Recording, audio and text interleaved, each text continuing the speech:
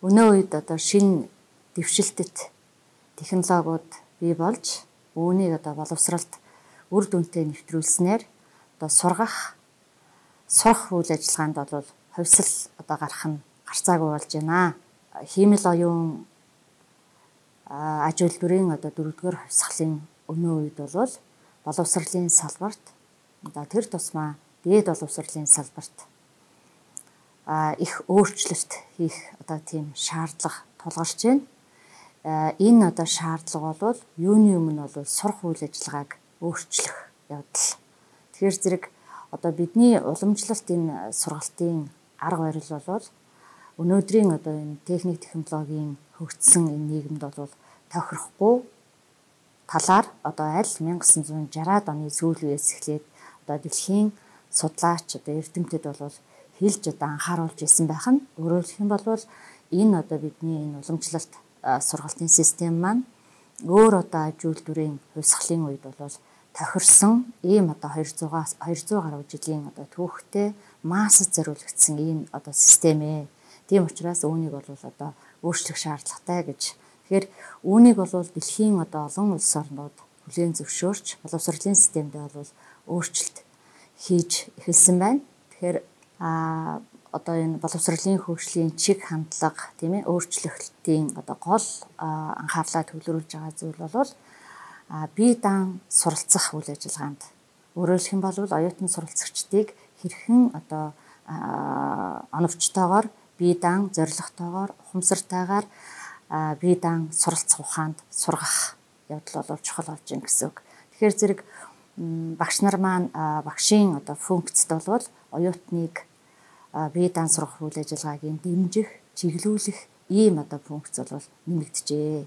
Тэгэхээр энэ боловсролын хөгжлийн чиг хандлагатайгаа уялдаад мөн одоо сурган заа харгас зүй манаас өөрчлөгдөж байна. Тэгэхээр зэрэг педагогоос андрогогоос хитогог руу гэсэн одоо чиглэлээр бол хөгжиж байна. Тэгэхээр зэрэг энэ одоо хөгжил дэвшил тийм ээ энэ зүйлийг л бид нар бол парадигмын одоо шилжилт гэж хэлээд байна тийм ээ. Өөрөөр хэлэх юм бол уламжлалт одоо сургалтын системд бол багш төвтөө багш бол бүхнийг нэг бүрчлэн одоо заадаг байсан бол одоо орчин үед оюутан төвтөө өөрөөр хэлэх юм бол багш тэр одоо бүхнийг заадаг энэ үүргээсээ бол татгалзаж аль болох урьдчилан бэлтгэгдсэн сургалтын материал арга зүйг оюутны суралцах үйл ажиллагаанд оновчтой үр дүнтэйгээр менежмент одоо хийдэг ийм одоо менежер байх шаардлагатай болж байна гэсэн үг. Өөрөөр хэлэх юм бол багш бол оюутны суралцагчдын суралцах үйл ажиллагааг загварлагч суралцахын процессыг суралцахын дизайныг боловсруулдаг дизайнер болох шаардлагатай болж байгаа юм байна. Яг энэ одоо боловсролын хөгжлийн чиг хандлагатай уялдаад сурган заа харгас зүүн маань мөн одоо хөгжиж байна. Тэгэхээр сурган заа харгас зүй бол одоо педагогоос андрогогоос хитогог руу гэсэн одоо чиглэлээр бол хөгжиж байна. Өөрөөр хэлэх юм бол одоо орчин үеийн энэ хитогог сурган заа харгас зүй гэдэг бол насанд хүрэгчдэд боловсрол эзэмшүүлэх шинэ одоо арга зүй. Өөрөөр хэлэх юм бол хэрхэн бие даан суралцах талаар судалдаг сургаал гэсэн үг, судал гэсэн үг.